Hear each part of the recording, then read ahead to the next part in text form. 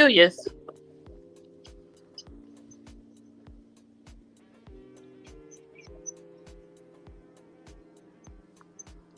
Okay, what is going on here? Clinton, can you hear me? Yes, I can hear you, but you have no video. I have no video. Okay, so we are having some technical difficulty tonight. My face is not that important to the message that we have for this evening. And I want to give our listening audience a little bit of time to kind of chime in here. And I have no idea what's going on, but guess what? It's going to be all right. So listen, thank you so much. Thank you for joining my Kandily Kesha show.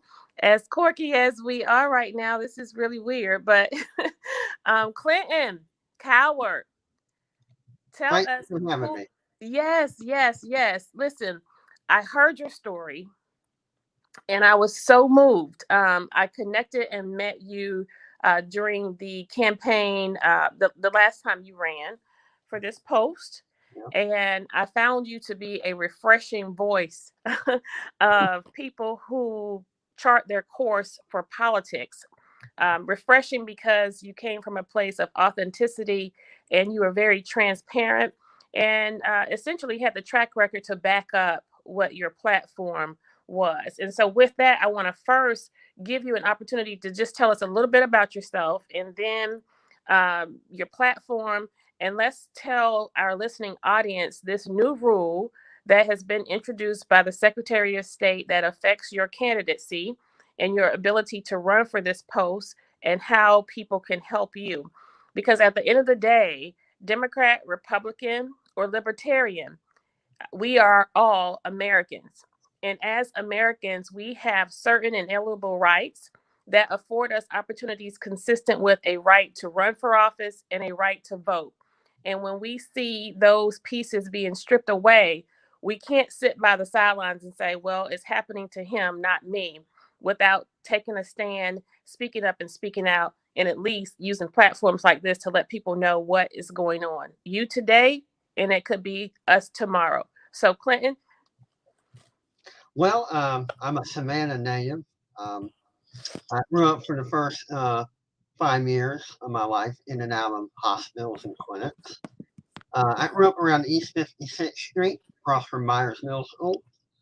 And you can probably read about my on and off in trials with the Chatham County Board of Education growing up. And you can pretty much discover that on my website. I have a wonderful eye-opening experience in jumping into the world of politics last year. And she realized it was my first time, and boy, did I learn a lot.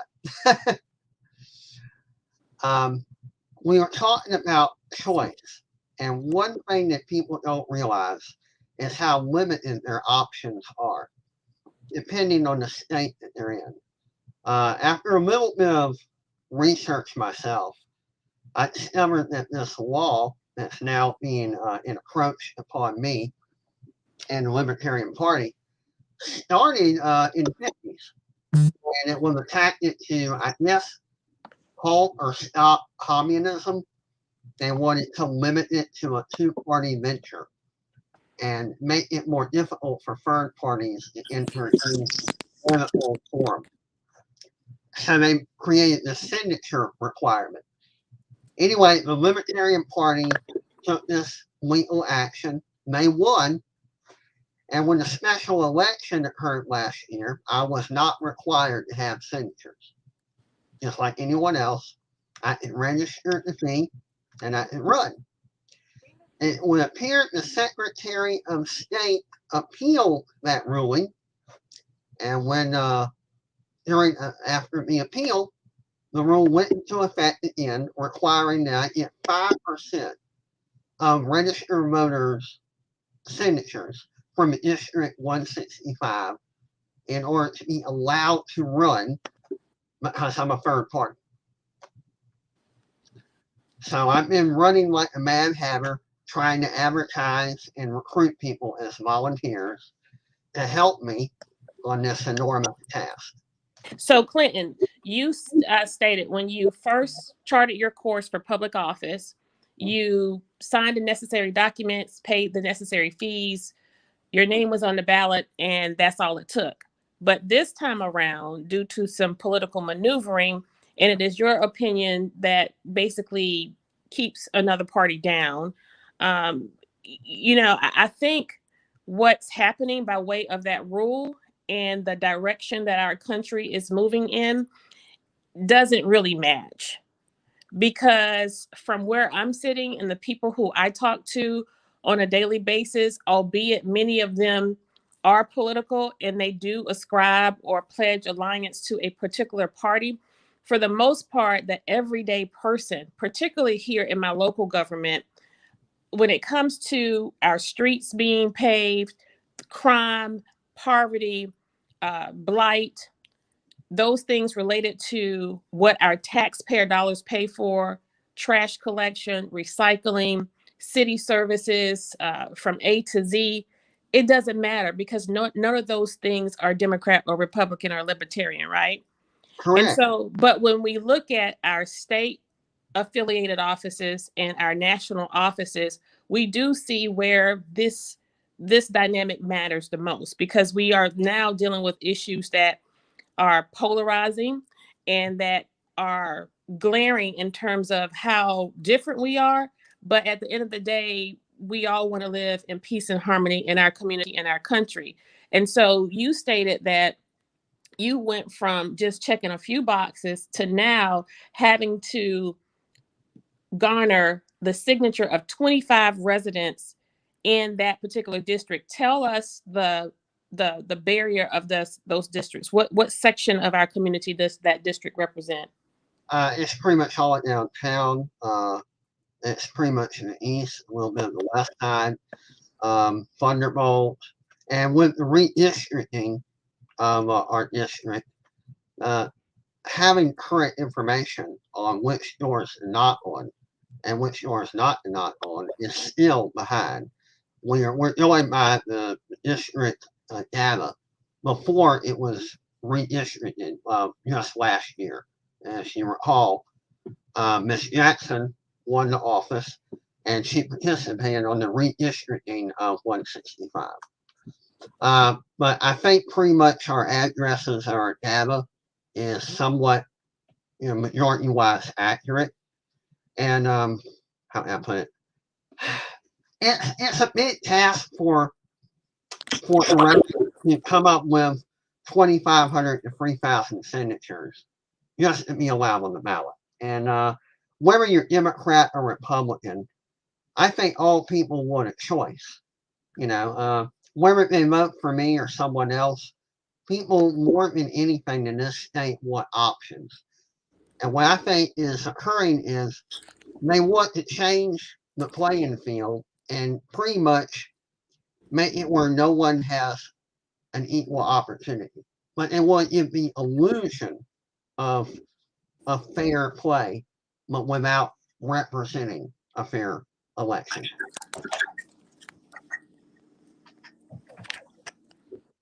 I've seen you. There I am. There I am. I don't know what in the world that was. Look, and now I'm in this little tiny screen. Listen, and that's, can you hear me? Yes, I can hear you perfect. And that's why it was important for me to reach out to you and have you come on and tell your story and your experience, because as you stated, it doesn't matter who we are. And as I stated at the top of the show, you today and us tomorrow.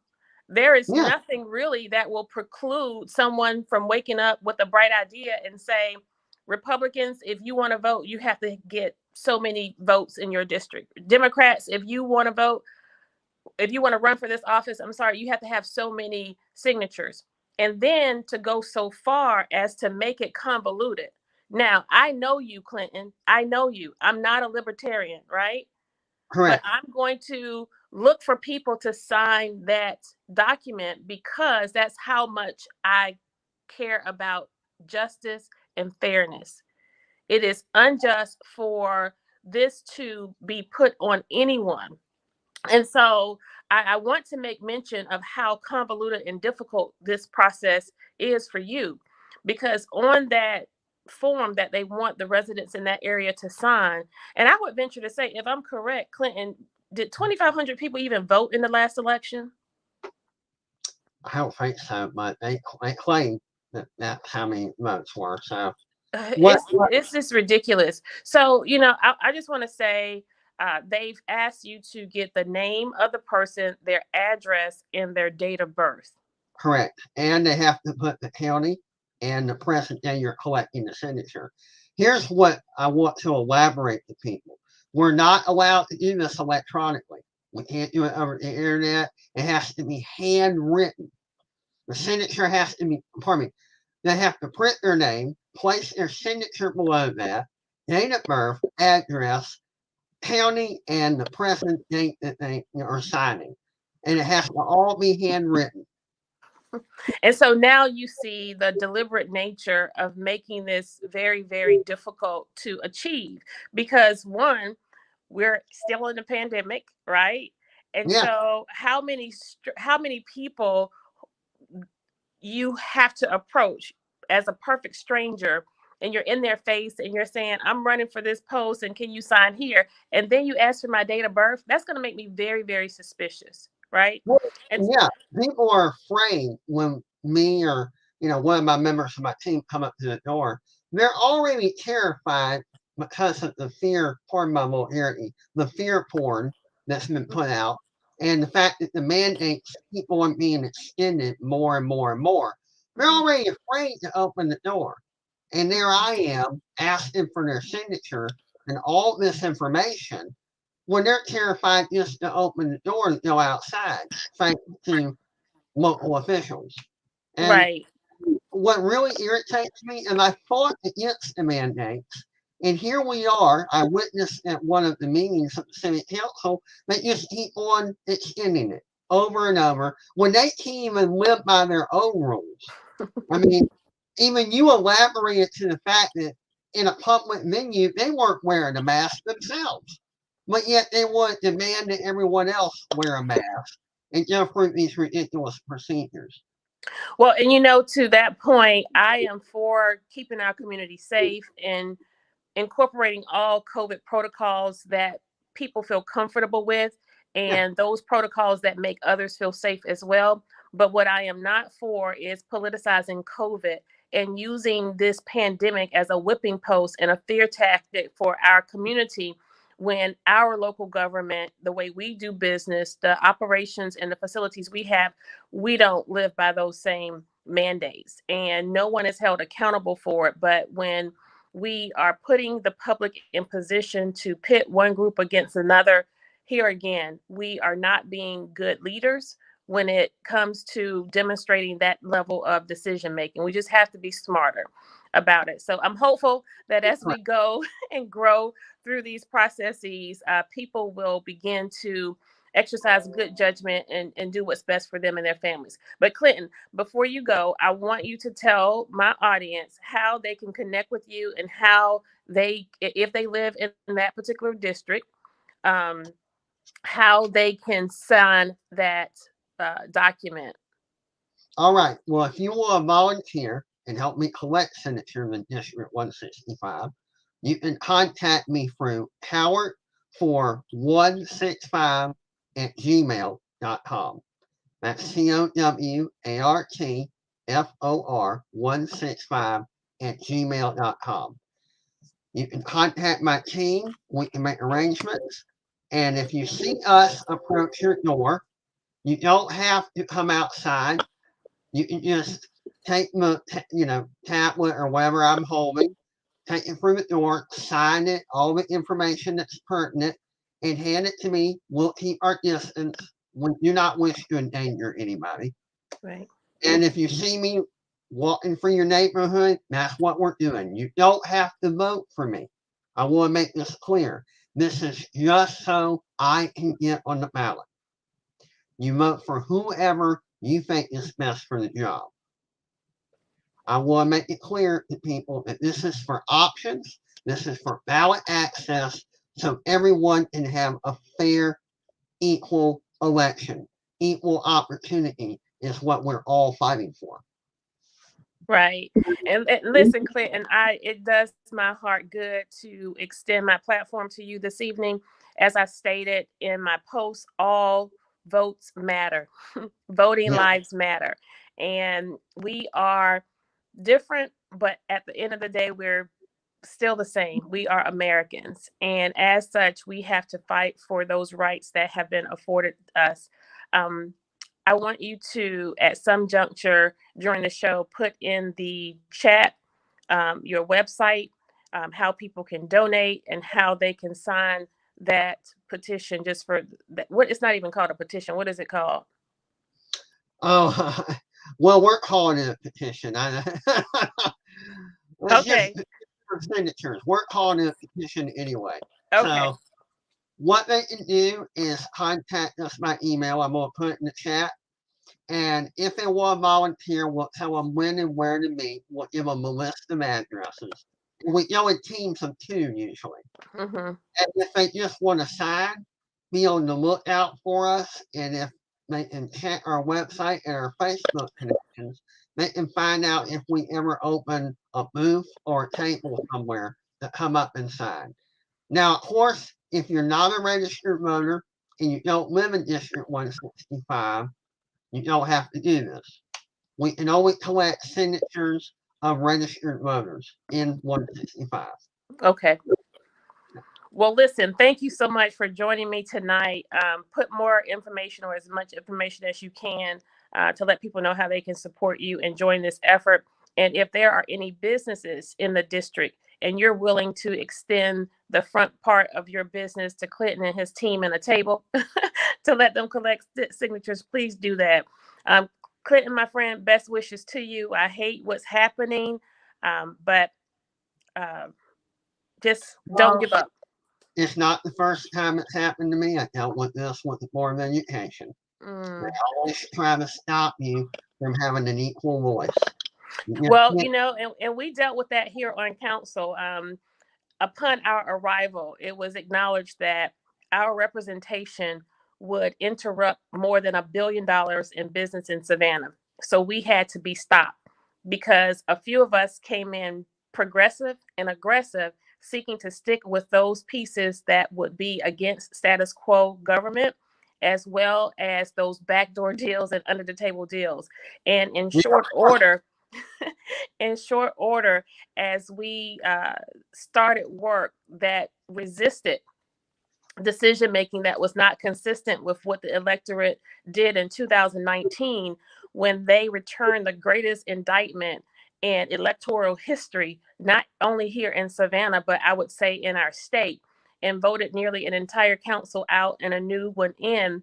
And to come in with such vigor and have political maneuvering be consistent with changing the charter to a strong mayor form of government, which would make the mayor the sole person to make most of our business decisions. And then when that failed, there was then this effort to close us out of the agenda process, which is an introduction to presenting and having passed legislation and ordinances, which truly makes a difference via policy when it comes to making change in your community.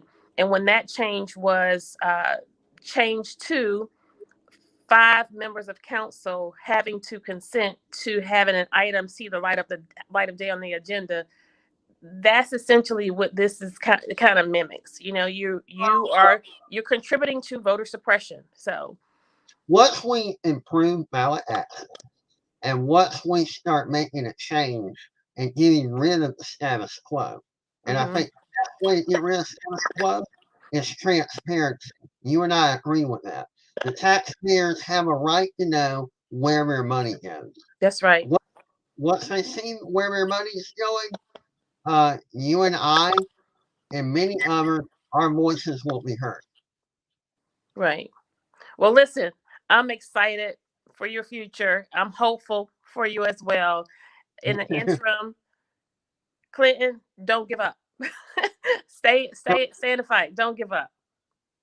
I won't. Thank you very Okay. much. Thank you And so thank you for much. having Have a good night. me. You too. Good night.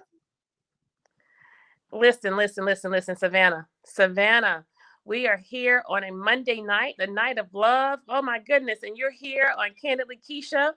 You should be with your husband somewhere. He's at work, y'all. After 30 years of togetherness, there isn't much that we do on Valentine's Day because in my house, it's Valentine's Day every single day. And so we don't relegate the worth of our love and our relationship to one commercial holiday. And my husband appreciates me most because I don't stress him out with having to go and buy a whole bunch of stuff and wonder if he's making me happy or not. I'm so happy that Sam Carter makes me happy 365 days a year. And most of those minutes, he has dedicated himself to making sure I am happy. Now, I can't say the same because he spoiled me. I can't say the same, but I can tell you he is a happy man. He's a happy man. So, from my heart to all of yours, I want to say happy Valentine's Day, and I hope you all are having a great time. Now, for those of you who haven't been as married as long as me, or together with your partner, your husband, your wife, as long as I have, I wouldn't suggest you take a play out of my book just yet. You got to pay your dues.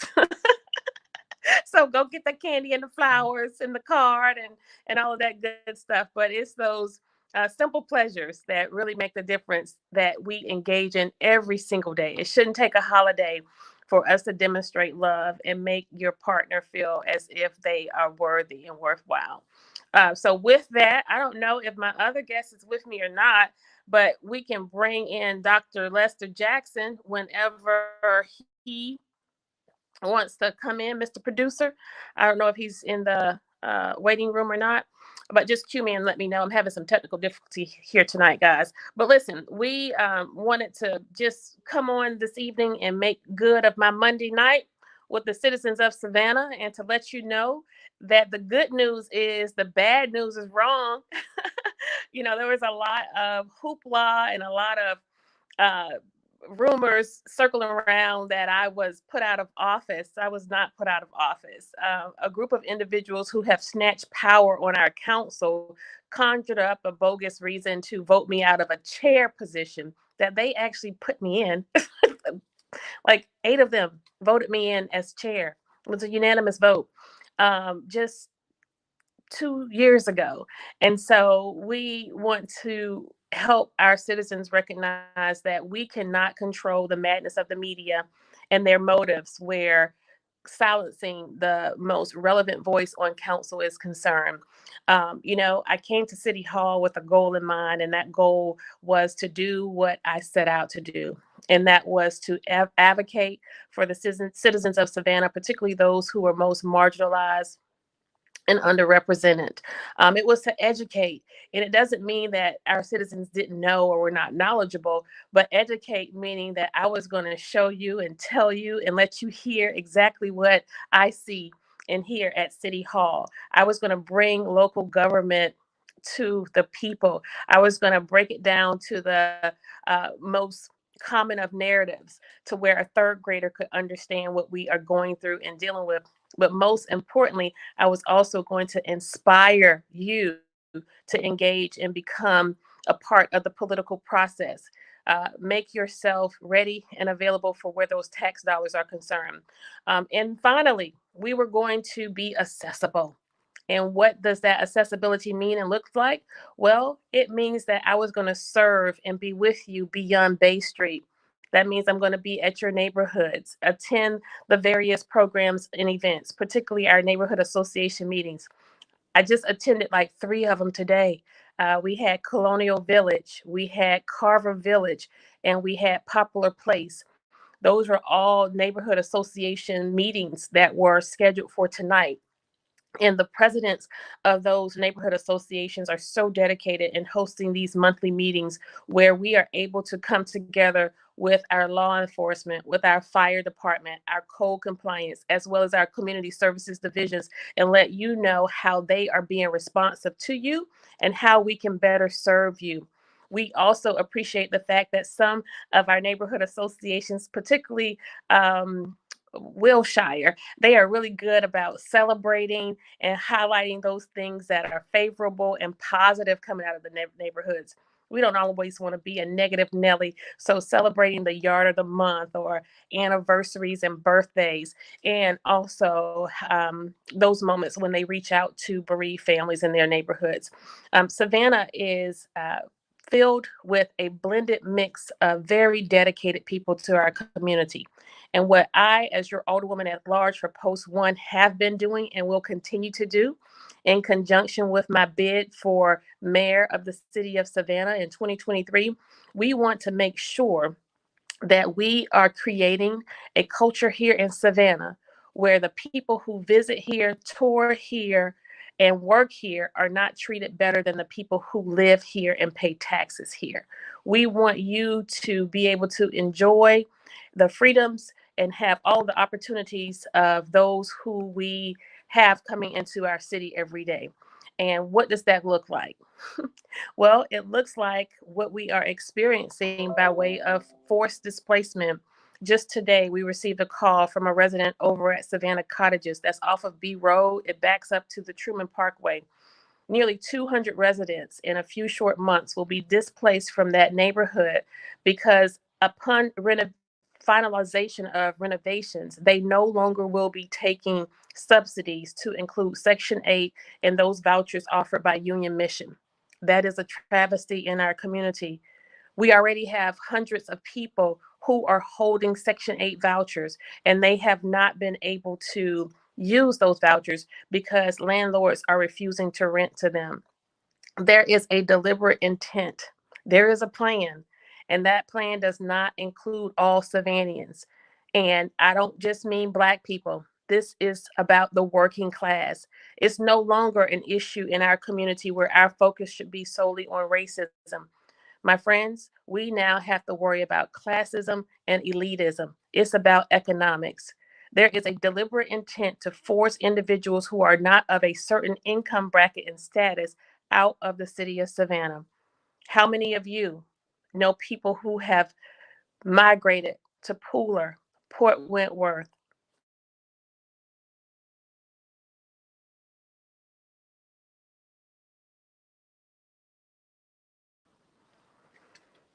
Pooler, Port Wentworth, Garden City, all of Effingham, even as far as Statesboro?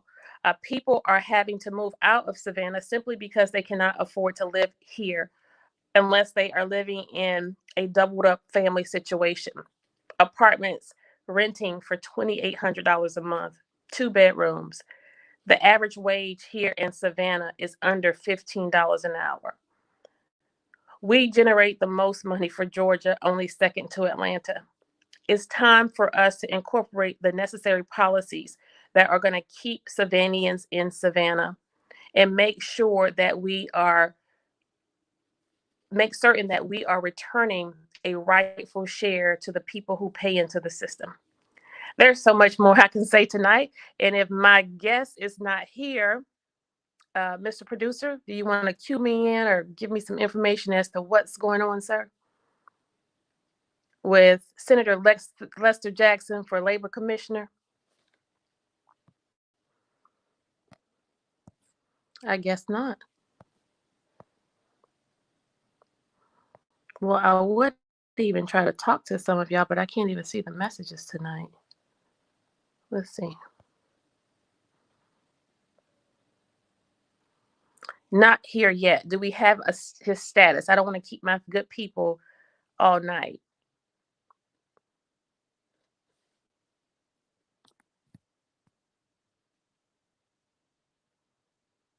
Okay, can we take some questions then? Can you see questions?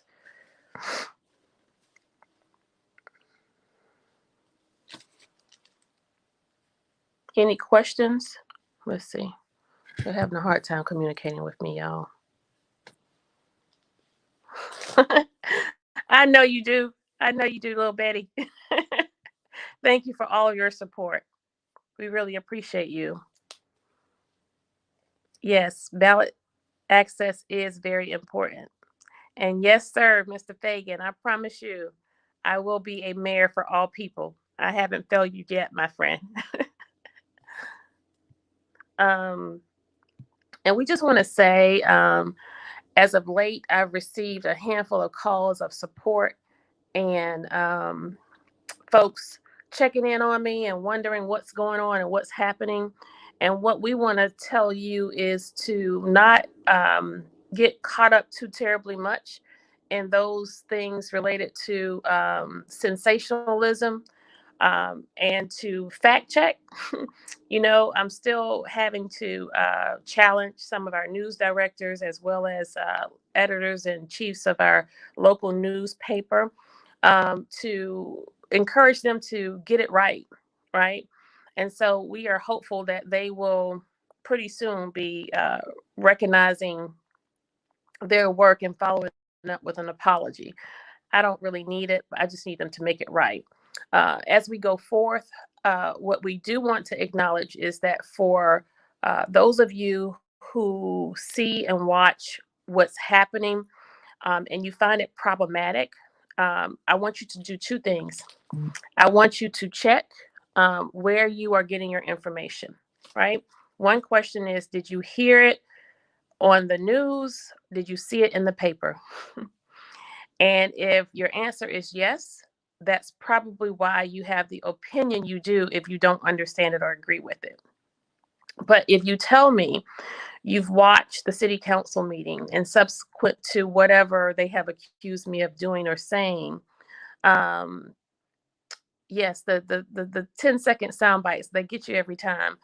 You will find that behind every challenge, behind every issue, there has always been a level of advocacy that is paramount to what is played out in terms of what the public is told is happening from our local government. I asked the question, what feels different?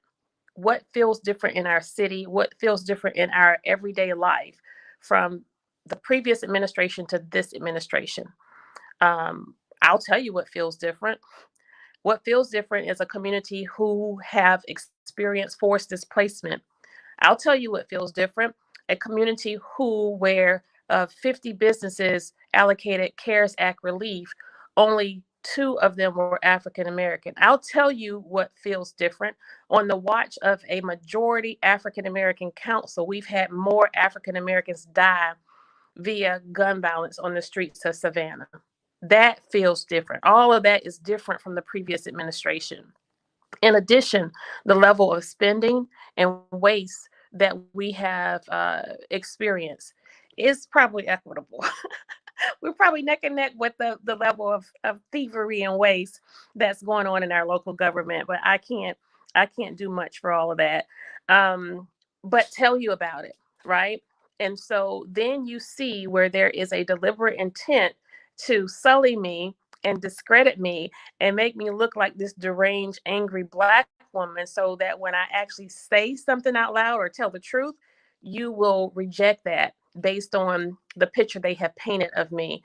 But I am so glad that we are living in a time and a space in our community where the electorate and everyday people no longer need to get information in terms of what's really happening in their community from the media. They are plugged in and they are engaged and they know exactly what's going on. And I would like to say, um, I'm putting that campaign team together, and you're going to lead. You're going to lead one of the committees, Maureen. We got some weight to walk off. So we want to also make mention of who finds my level of advocacy most problematic. And this is the second thing I say. It's generally people who do not need what I'm fighting for or what I'm advocating for, or you do not care about the people who I'm advocating for or the issues. You probably are a person who lives snug in the comforts of your warm or cooled house, right? You have the nice brick home or stucco, 2, 3 car garage, high end cars, kids probably in private school uh, or they're in college, matriculating somewhere. You have food on the table, your pantry is stocked, you have a job or a 6-figure income or a pension. So you're comfortable. And when I speak or when I advocate, it serves as an agitation for you because you're in your comfort zone and you don't need all of that. Well, you don't need it. But what I need you to do is I need you to care about the people who do need it. Because you know who's not complaining about my level of advocacy? If you ask them, the single mom who's living in Motel 6 and she has to get her children ready and put them on the school bus in front of the hotel. You know who doesn't have a problem with my level of advocacy? The mom who's had to bury her son to premature gun violence. You know who else doesn't worry about my level of advocacy? The hotel worker who's cleaning toilets and making beds at downtown hotels, making under $15 an hour, and then will have to go to a second job, only leaving their children home, subjected to whatever elements. The businesses who are not supported by policies that will strengthen them here in our local government. They're not complaining about my level of advocacy. And so, as long as the demography of our community is such where I am surrounded by people who want to keep Savannah her own, I will be here not only as your Alderwoman at large for Post 1, 11,566 of you sent me to this seat. Only 8 members of council voted me in this chair of 1 seat. It's ceremonic. It doesn't mean anything. And so what we want you to do is keep focused. I want you to stay engaged so that you remain sharp, and let's together prepare to take our city in 2023. Good night, Savannah, and I love you.